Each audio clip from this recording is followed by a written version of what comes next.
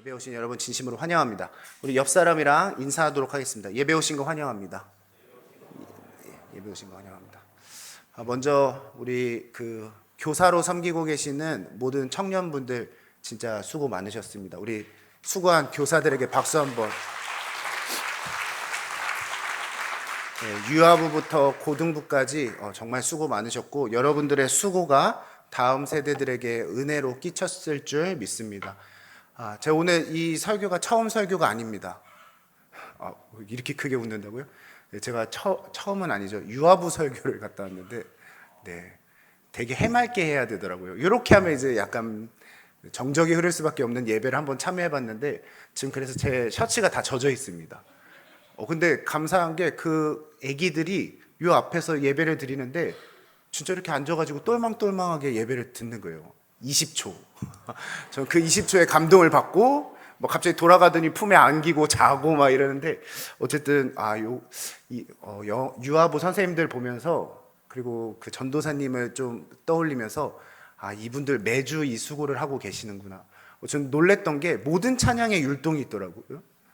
그걸 선생님이 다 외우시고 심지어 이 모니터 뒤에 있는데 그 가사를 다 외우시면서 율동을 하시는데 와, 이분들 찐이다. 약간 이렇게 생각해요.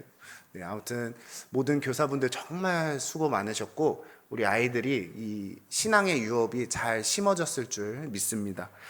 오늘 이제 우리가 레위기 마지막을 이제 다룹니다. 금방 끝나죠. 이유는 하나입니다. 장이 짧습니다. 모세오경 중에 장이 짧은 장이 레위기이기 때문에 오늘은 레위기를 마무리를 할 건데요. 여러분 레위기 하면 이제 저희가 마무리 단계니까 절대 잊어서는 안 되는 단어가 하나 있죠. 뭐죠? 거룩입니다. 오늘 그 거룩에 대해서 이제 마무리를 할 건데 여러분들이 지금까지 거룩이라는 단어를 레위기를 통해서 보셨듯이 우리가 한 가지를 잊지 말아야 될 건 뭐냐면요.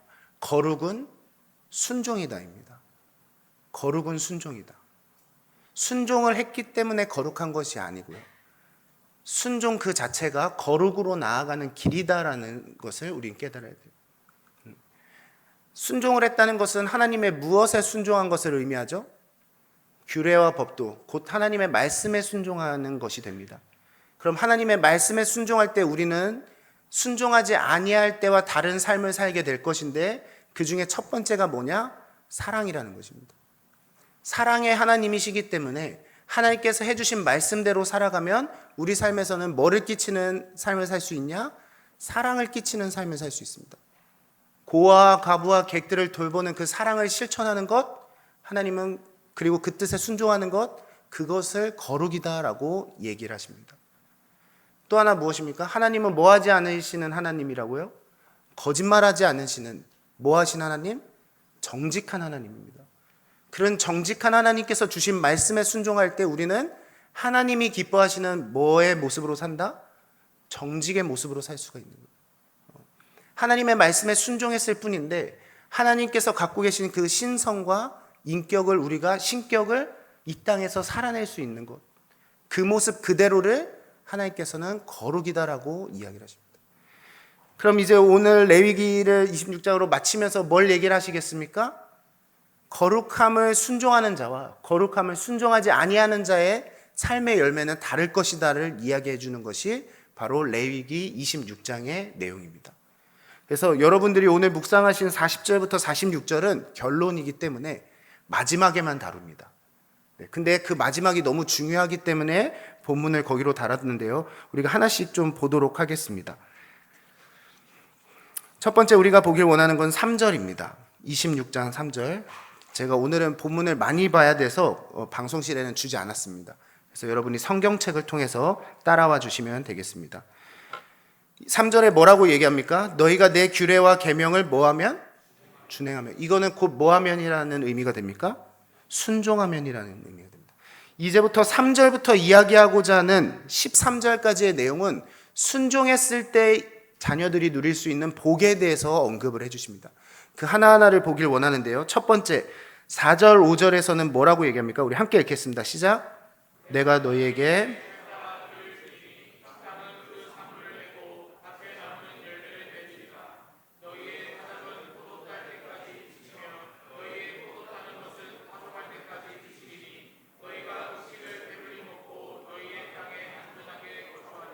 네. 많은 사람들이 한국의 이 놀라운 발전에 많이 놀라고 있죠. 그렇죠? 그렇게 굶주리고 배고팠던 나라가 이렇게 풍족함을 누리는 나라가 됐음을 우리는 보게 되는데, 신앙 있는 사람들은 이 모든 것들이 누가 주신 은혜라고 고백을 합니까? 하나님이 주신 은혜라고 고백합니다. 그냥 경제 발전을 아니면 시대를 잘 타서 지리적 특정이 좋았기 때문에 발전한 것이 아니라 이 모든 것이 하나님의 돌보심과 일하심이었다라고 고백할 수 있는 것, 그거는 바로 그리스도인들만이 고백할 수 있는 것, 그리고 기독교 국가이기 때문에 이것을 당당하게 고백할 수 있는 일이 됩니다. 하나님께서 내 규례와 계명에 준행하면 가장 먼저 약속하시는 게 무엇이냐? 바로 내 땅 가운데서 형통을 약속해 주십니다.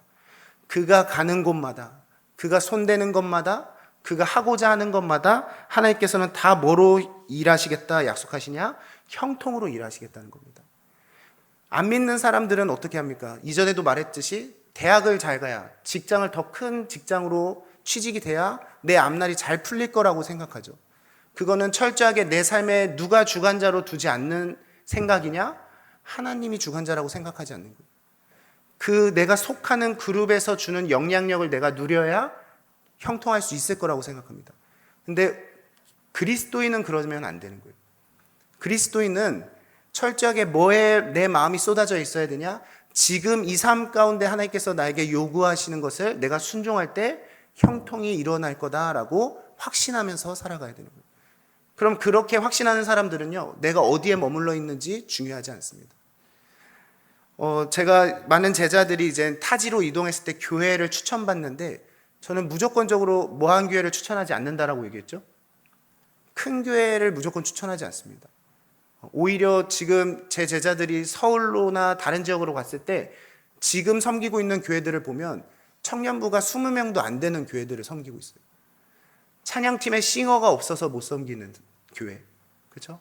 반주자가 없어서 MR로 찬양하고 있는 교회, 지금 그런 교회에서 열심히 섬기고 있습니다. 그것은 뭐를 훈련시키기 위한 목적이냐면, 너가 어느 곳에 가서 그곳이 주는 유익을 누리려고 하지 말고, 너가 복된 사람이 돼서 말씀만 놓지 않고 어디든 간다면 너를 통해서 하나님께서 그 공동체에게 복을 주실 거다. 그렇죠?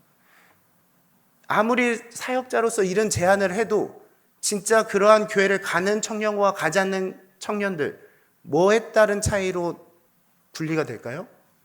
그렇죠. 순종의 차이고 그것들을 신뢰하느냐의 차이인 거예요. 내가 과연 하나님 말씀대로만 살아간다면 내가 속한 공동체가 하나님의 형통을 흘려보내줄 수 있을까? 하실 줄 믿습니다라고 확신하는 친구들은 그곳으로 나아갑니다. 아무리 청년부가 10명밖에 안 되고 5명밖에 안 돼도 가는 거예요.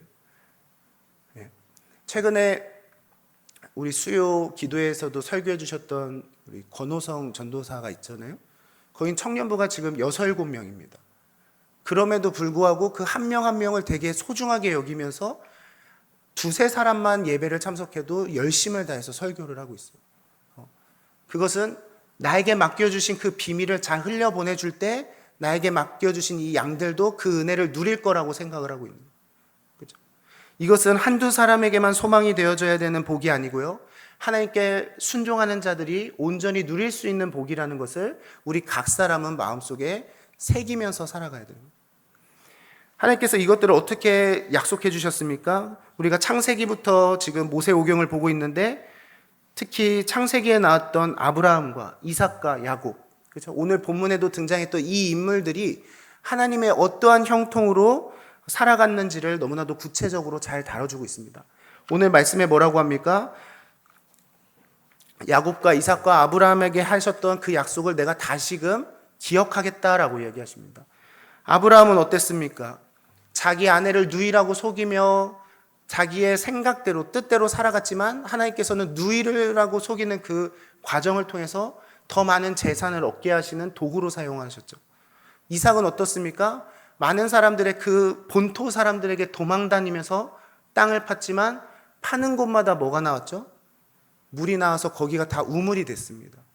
그 당시 3,500년 전에 땅을 파서 물을 얻는다는 건 쉬운 게 아니라고 이전에도 한번 설교를 했었는데요. 그렇죠? 그럼에도 불구하고 이삭은 가는 곳곳마다 손을 뻗었던 그곳이 물이 나오는 곳이 됐다라는 것은 이삭이 그만큼 땅에 대해서 뛰어난 지식이 있었다는 것이 아니라 하나님께서 이삭과 함께 하셨기 때문에 그가 있는 그곳마다 우물이 나는 곳이 되게 하셨다. 그렇죠? 야곱은 어떻습니까? 도망자 신세로서 살고 있었지만 그 도망친 라반의 집에서 더 많은 가축과 소유와 종들을 얻을 수 있는 계기로 삼아 주셨고, 요셉은 어떻습니까? 감옥에 갇히고 억울함을 당하고 팔리는 수모까지 겪었지만 그 순간순간이 다 하나님께서 총리로 세우시기 위한 과정으로 사용하셨다는 거예요. 이것이 바로 하나님께서 약속하신 형통입니다. 어디에 있든지 무엇을 하든지가 형통의 이유가 되는 것이 아니라 하나님만 함께 하시면 그곳이 형통의 자리가 될 것이다.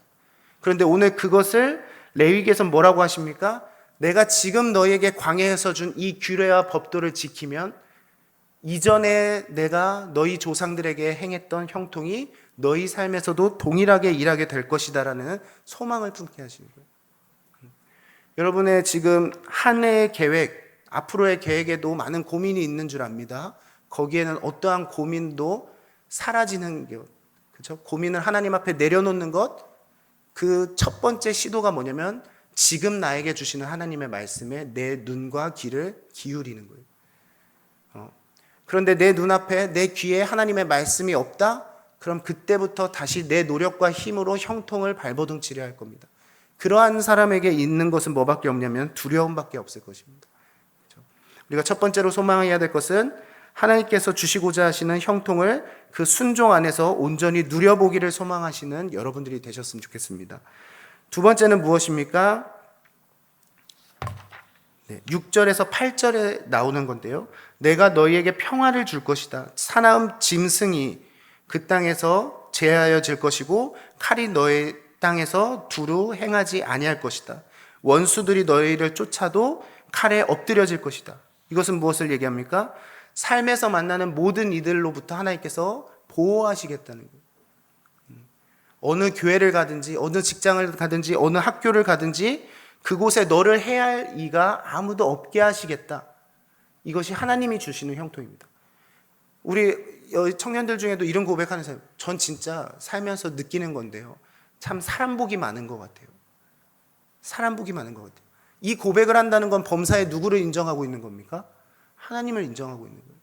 그런데 반대의 불평이 있는 분들도 있겠죠. 나는 가는 곳마다 빌런들을 만나요. 어느 부서를 가든지 어딜 가든지 나를 근심케 하고 나를 화나게 하는 사람들 꼭 한 명씩 있어요.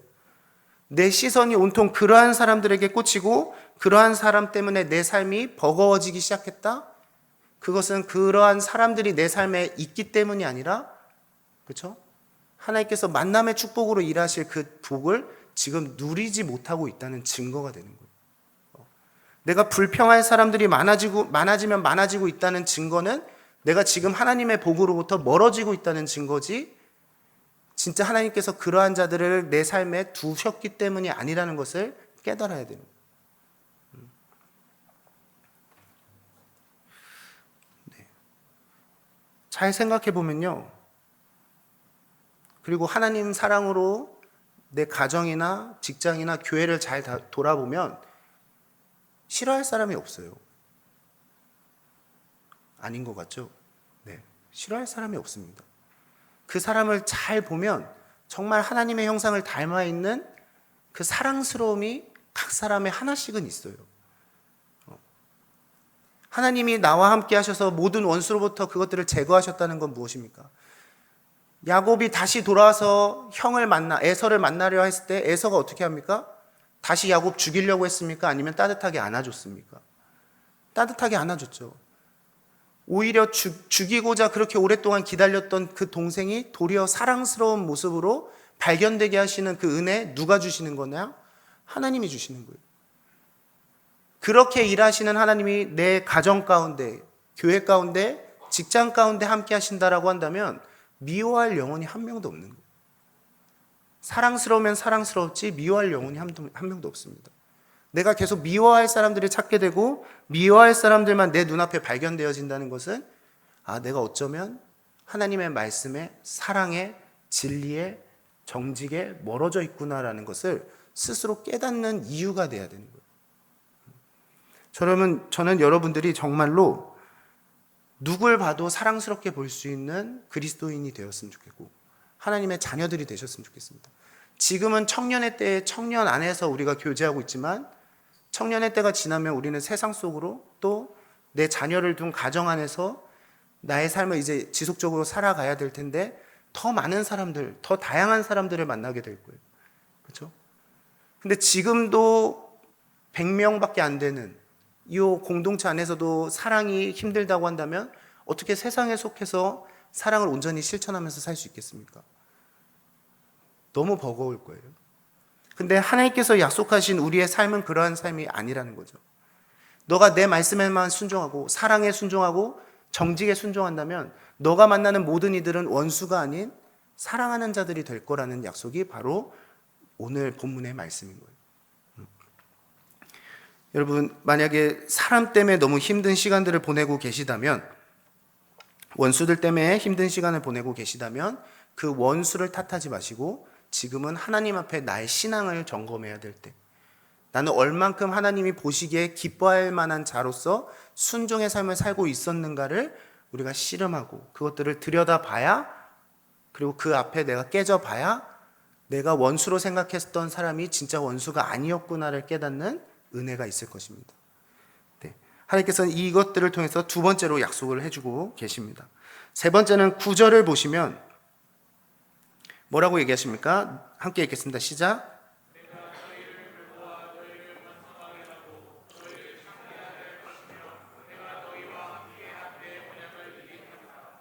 네.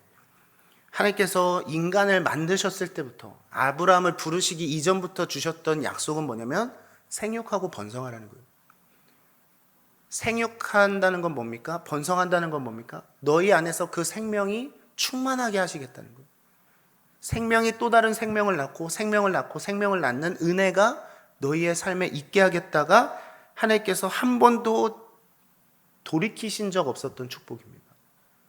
아브라함을 택하시기 전부터 주셨던 약속이에요.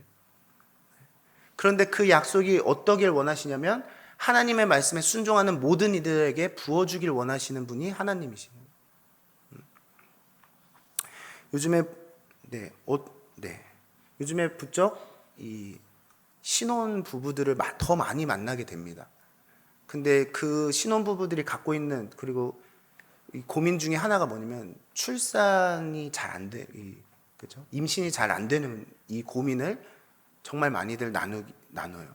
근데 참 감사한 게 제가 최근에 한두 달 동안 기도했던 세 가정이 있는데 세 가정이 같은 주에 소식을 줬더라고요. 아이들이 생겼다. 같은 주에. 아주 생육과 번성이 충만한. 네. 근데 그게 복된 게 뭐냐면 그 세 가정이 고백하는 게 뭐냐면 정말 하나님이 주셨다. 근데 이 고백이 나올 수밖에 없는 게 뭐냐면요. 저도 이제 이렇게 생각을 해야 되니까 가임기 뭐 이런 거 다 따지고 좋은 약 먹고 해도 안 생긴다는 거예요. 세상이 말하는 아이 잘 낳을 수 있는 방법 다 동원해봐도 안 생긴다는 거예요. 그러면서 그 신혼부부들이 깨닫는 게 뭐냐면 생명은 정말로 하나님께 속해 있구나. 근데 여기에서 더 큰 은혜가 뭐냐면요. 안 생기면서 이 시선이 내 건강이나 이런 거에 시선이 향하는 것이 아니라 하나님 앞에 내가 혹시 범죄한 것이 있었나를 돌아보게 돼요. 내가 아직 부모가 될 준비가 안 됐나? 이것들을 하나님한테 더 묻는 시간을 갖게 됩니다. 뿐만 아니라 뭐까지 점검을 하게 되는 시간이었다고 고백을 하냐면요. 아내가 남편이 아내를 진정으로 사랑하고 있었는가를 점검해 보는 시간이 됩니다. 우리도 서로 사랑하지 못하고 있는데 우리가 과연 아이를 사랑할 수 있을까를 점검해 보는 시간이 됩니다. 아내 사랑하기를, 남편 존경하기를 이런 거 하나하나 자체도 뭐에 순종하는 마음으로 해야 되냐? 말씀에 순종하는 마음으로 따라가는 삶을 살아야 하나님께서 부어주시는 생육과 번성의 은혜를 누릴 수 있는 것인데 내가 가장 기본이 되는 것도 하지 못한 채 생육과 번성의 축복을 바라고 있다면 그것은 모순이라는 거죠. 그런데 그 신혼 부부들이 점점 하나님 안에서 서로 사랑하기를 정말 하나님께서 주시는 마음대로 하기로 결단하면서 그것들을 씨름해내기 시작했고 자신들이 속해 있는 교회 안에서도 맡겨진 자리에서 정말 성실과 충성으로 이 직분들을 잘 감당하고자 결단했을 때 이 출생의 축복을 허락해 주셨다는 거예요. 그렇죠? 이 설교를 쓰면서 우리 규봉 수정도 생각이 났습니다. 제가 요즘 부쩍 많이 칭찬을 하는데, 말씀을 듣기만 하지 않고 진짜 그 말씀을 살아내려고 정말 많이 씨름하는 것을 제가 많이 봤고, 그것을 옆에서 보는 청년들도 많았을 거라고 생각합니다. 그래서 더더욱 지금 뱃속에 있는 그 아이가 더 의미가 있지 않나라고 생각이 되어져요. 이전의 모습이 어떠했든 지금 새롭게 하나님께서 주시는 말씀 안에서 내가 그 말씀대로 살아가고자 나를 죽이고 하나님께서 주시는 사랑과 그 순종 안에서 그것들을 살아내려고 발버둥 쳤을 때 그 어렵다는 출산도 흔쾌히 주셨다라는 것은 다 하나님의 축복이 아닐까. 이것은 우리 모두가 본받길 원해야 되는 모습 중에 하나고 내 삶에서도 동일하게 일어날 축복이기를 소망해야 됩니다. 세상 사람들은 그렇게 살고 있지 못하기 때문입니다. 핑계대고 있거든요. 점점 자녀 안 낳는 것이 유행처럼 번지고 있잖아요. 근데 저는 이 설교를 또 준비하면서 무슨 생각이 들었냐면 핑계다. 내가 축복받지 못할 이유를 마치 내가 선택해서 자녀를 안 갖는 것처럼 갖기 위한 아주 좋은 명분이다라고 생각이 들어요. 우리는 하나님의 형상대로 지음받았거든요. 하나님께서 말씀을 통해서 우리에게 계속해서 얘기하시는 건 뭐냐면 생명의 존귀함, 존엄성을 귀하게 여기라는 거예요. 그리고 그 생명이 또 다른 생명을 낳는 그 기쁨과 은혜를 우리가 날마다 살아내라는 거예요. 근데 나는 그렇게 살지 않겠습니다라는 것은 하나님의 신성과 그것들을 담지 않겠다라고 고백하는 것과 똑같아요. 그렇죠? 근데 그것이 마치 내가 선택에 의해서 그러한 삶을 살고 있는 것처럼 스스로를 속이는 삶을 적어도 그리스도인은 살아내지 말아야 된다는 거죠. 우리는 하나님 닮아야 돼요. 그 사랑스러운 아이들, 2, 3년 후에는 유아 부부가 대예배당에서 예배를 드리는 축복이 있는데 인당 커플당 3명씩 이렇게 하는데 요번에 저희가 내년에 6, 7 부부가 올라가잖아요. 많은 자녀가 생육과 번성을 이루시길 바랍니다. 그래서 유아부가 한 60명이 됐다는 소식을 제가 들을 수 있도록 이게 소망이 돼야 됩니다, 여러분. 세상 닮아가려 하지 마시고 세상의 그 문화를 따라가려 하지 마시고 하나님께서 약속해 주시는 약속을 더 소망하시는 여러분들이 되셨습니다. 생육과 번성, 그것이 내가 너희에게 줄 수 있는 가장 큰 축복이다. 적어도 내가 다른 축복들보다도 생육과 번성의 축복만큼은 놓치지 말아야겠다라고 결단해 보시는 또한 여러분들이 되시길 바랍니다. 네, 그리고 한 가지 더 나누길 원하는 것은 11절, 12절입니다. 이것이 또 매우 중요한 포인트인데요. 함께 읽겠습니다. 시작.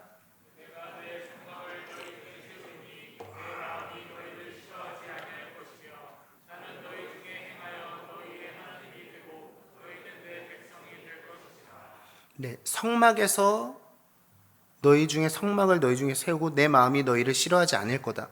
이것은 무슨 부분을 이야기하시는 걸까요? 성막은 뭐 하는 공간이었죠? 하나님을 만나는 공간이죠. 예배하는 공간이죠. 그것을 세워주시겠다는 것은 다시금 예배가 회복되게 해주시겠다는 거예요. 그리고 너희를 내가 싫어하지 않겠다라는 것은 너희 그 자체를 싫어하지 않겠다는 게 아니고 너희가 드리는 예배를 싫어하지 않겠다는 거예요. 그럼 반대로 얘기하면 무슨 의미가 됩니까? 지금 이스라엘 백성들은 하나님을 만날 처소도 잃어버린 것이고 처소가 있었더라도 예배를 드렸어도 하나님은 그 예배를 뭐 하셨다는 거죠? 싫어하셨다는 거예요. 성경에는 역겹다라고 하고, 그렇죠? 난 너희의 예배 역겨워서 받기 싫으니까 더 이상 나한테 드리지 마라. 예언에 그렇게까지 얘기하십니다. 하나님은 부정을 너무나도 싫어하시고 불순종을 너무나도 싫어하시고 거룩하지 않음을 너무나도 싫어하십니다. 오히려 자기 처소를 거두시는 분이 하나님이십니다. 이러한 예배 받을 바엔 난 받지 않겠다는 거예요. 그렇죠? 그런데 반대로 얘기하는 게 뭡니까? 너희가 거룩에 순종하면 그때 반드시 뭘 회복시켜 주겠다? 성막을 회복시켜 주겠다. 그리고 예배의 자리로 나오는 예배자인 너희에 대한 내 마음을 다시금 이전과 같이 회복시켜 주겠다 이겁니다.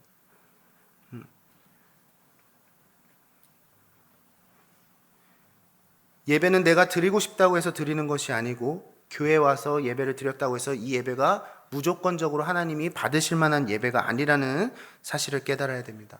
하나님께서는 우리의 마음과 중심을 보시는 분이시고 우리의 삶의 예배를 보시는 분이시기 때문에 내 마음과 내 삶의 예배가 하나님 보시기에 거룩할 때 하나님께서는 비로소 너희 예배를 내가 기뻐 받았노라 라고 약속을 해주실 것입니다.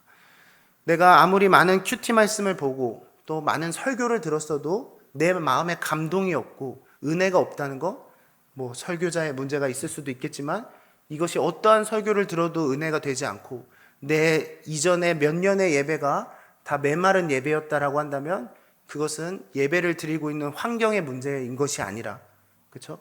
영적으로 하나님과 교제했었어야 될 내 예배가 지금 죄 가운데 막혀 있다라는 뜻으로 우리는 해석을 해야 되는 거예요.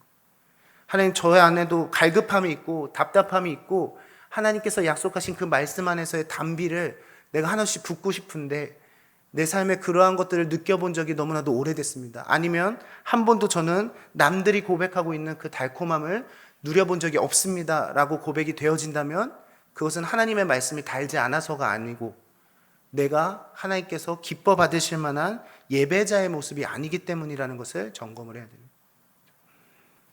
근데 반대도 있습니다. 최근에 말씀을 들을 때마다 하나님께서 나에게 꼭 필요한 말씀으로 응답하셨다. 나에게 위로하셨고 나에게 소망 주셨고 내가 마땅히 나아갈 길을 하나님께서 비춰주셨다. 이것들이 깨달아졌다는 것은 지금 그 사람의 삶이 어디에 머물러 있다는 증거냐? 거룩과 순종에 머물러 있다는 증거예요. 우리가 앞으로 먼 훗날 서로 안부를 물으면서 살아갈 때 저 요즘에 예배가 막혀 있어요. 지금 지나왔던 제자들도 그런 얘기들 하거든요.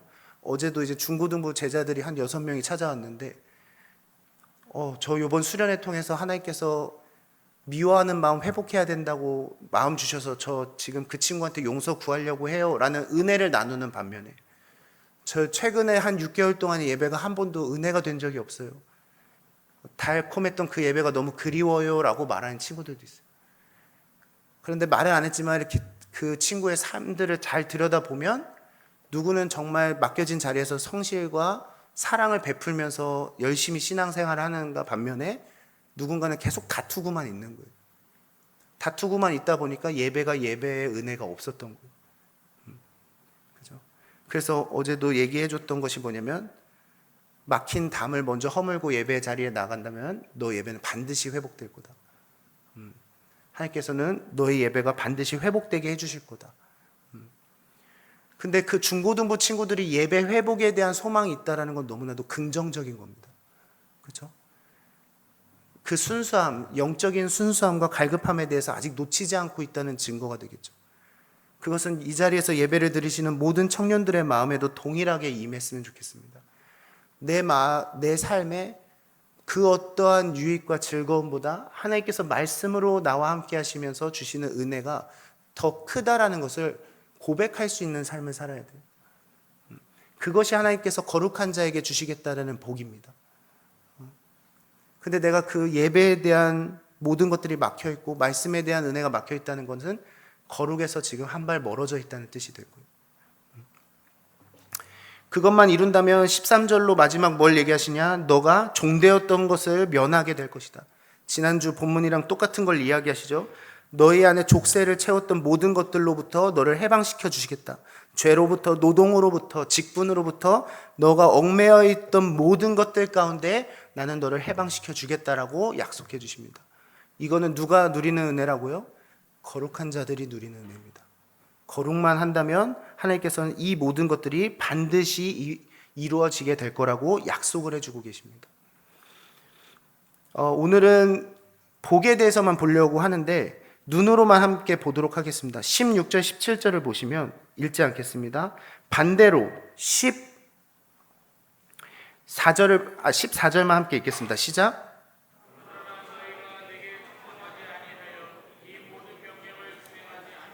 네, 14절부터는 불순종에 대한 얘기만 나옵니다.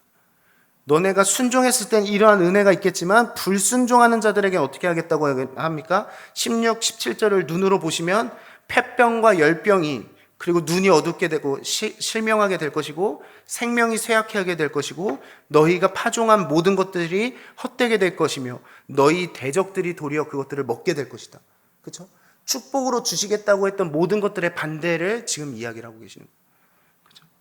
내가 하는 일마다 되지 않고 계속해서 나의 삶의 아픔으로 찾아오고, 그렇죠? 내가 수고한 모든 것이 헛된 대로 돌아갔다라는 것은 하나님의 형통으로 살아가지 못하고 있다는 증거고, 그러한 증거를 우리 삶에서 보여주셨다는 것은 하나님이 우리로 하여금 돌아오라고 신호를 주고 계시는 거예요.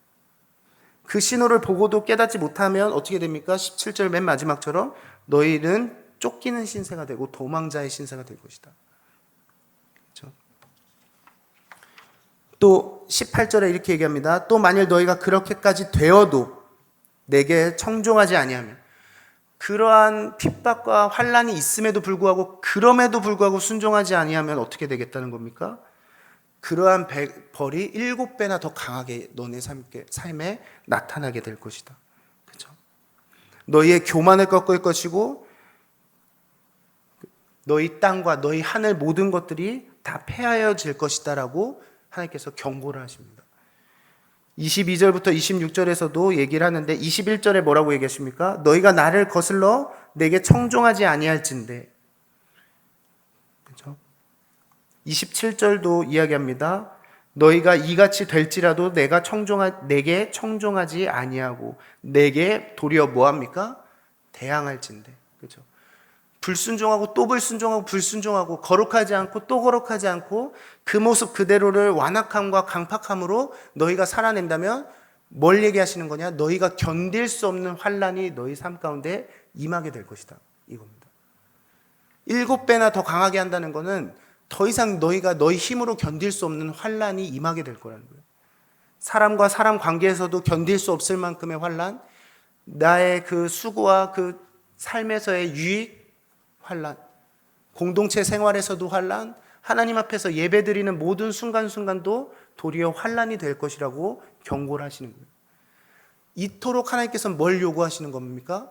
순종을 요구하시는 거예요. 그리고 순종을 요구하시는 건 우리가 뭐 하길 원하시는 거라고요? 거룩하길 원하시는 거예요. 그래서 오늘 본문을 봤던 걸로 다시 돌아가자면 우리가 이 모든 것들이 저주가 아닌 축복으로 다시 회복하려면 우리가 뭐 해야 됩니까? 40절에 나를 거스른 잘못으로 자기의 죄악과 그들의 조상의 죄악을 뭐 해야 됩니까? 자복해야 돼요. 그리고 도리어 어떻게 하라고 이야기합니까? 41절 맨 마지막에 그들의 죄악의 형벌을 그들이 어떻게 하면? 기쁘게 받아야 돼요. 내가 불순종했기 때문에 겪었던 거를 하나님을 원망하는 이유가 되는 것이 아니라 이것을 도리어 하나님께 돌아올 수 있는 하나님의 은혜라고 여기며 감사한다면 다시 하나님께서는 모든 것들을 회복시켜 주시겠다는 거예요. 하나님 성실하십니다. 하나님은 약속하신 부분에 대해서 너무나도 성실하세요. 그래서 42절을 얘기를 하시는 거예요. 내가 야곱과 맺은 언약, 이삭과 맺은 언약, 아브라함과 맺은 언약, 그때 그 언약 어느 것 하나도 폐하지 않고 다시 회복시켜 줄게. 뭐만 하면요? 너희가 불순종했던 그 이전의 삶을 자복만 하면 다 회복시켜 줄게 이겁니다. 여러분, 거룩은 어렵지 않습니다. 그리고 거룩으로 회복되는 방법이 어렵지 않습니다. 그냥 내 죄를 죄로 인정하고 하나님 앞에 불순종했던 이전의 죄에 대해서 애통함을 갖고 고백만 한다면 우리는 다시 회복되는 은혜가 있을 거예요. 하는 일마다 다시 잘 되며 만나는 이들마다 사랑스러우며 공동체 안에서와 신앙 안에서 하나님께서 주시는 날마다의 복을 온전히 누리기를 소망한다면 다른 수고와 이것들에 힘쓰는 것이 아니라 내 죄에 대한 자복 그리고 형벌에 대한 감사로 반응할 때 우리는 그것들을 도리어 기쁨으로 반응할 수 있는 삶을 살 수 있게 될 것입니다. 그러면서 하나님께서 약속하시는 것 중에 하나가 뭐냐면 43절에 44절 뭐라고 얘기하십니까? 아까 포로가 되게 하시겠다라고 얘기했던 걸 다시 회복시켜 주시는 약속을 주십니다. 더 이상 너가 원수들의 땅에 있지 않게 하겠다. 그렇죠? 건져 주시겠다라고 약속, 속량으로부터 회복시켜 주시겠다고 약속하시고요. 또 45절엔 뭘 약속하십니까? 나는 너희의 뭐가 되겠다? 45절에 그들의 하나님이 다시 되어주시겠다. 하나님이 되어주시겠다는 걸 뭘 회복시켜 주시겠다는 약속입니까? 예배를 회복시켜 주시겠다는 거. 그리고 그 관계를 회복시켜 주시겠다는 거. 여러분, 이 많은 약속과 이 많은 저주가 있는데 이 양갈래 중에 내가 무엇을 살아내느냐의 차이는 딱 하나. 순종을 하느냐 마느냐. 하나님께서 요구하시는 정직과 사랑에 순종을 하느냐 마느냐가 바로 나의 삶에서 맺어질 열매들의 증거가 될 것이다.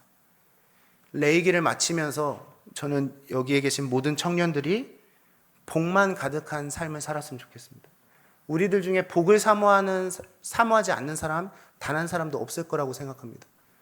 사모하는 만큼 하나님의 말씀에 순종하시는 여러분들 되셨으면 좋겠고, 그 복을 사모하는 만큼 내가 그 복을 받을 만한 거룩함으로 무장되기를 소망하시는 여러분들이 되셨으면 좋겠습니다.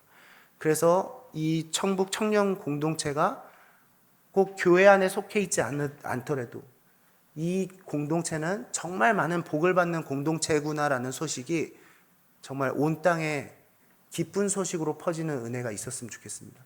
그것들을 내가 먼저 살아내겠노라고 결단하시는 여러분들 되시길 바라면서 우리가 다 같이 그것들을 위해서 기도하도록 하겠습니다.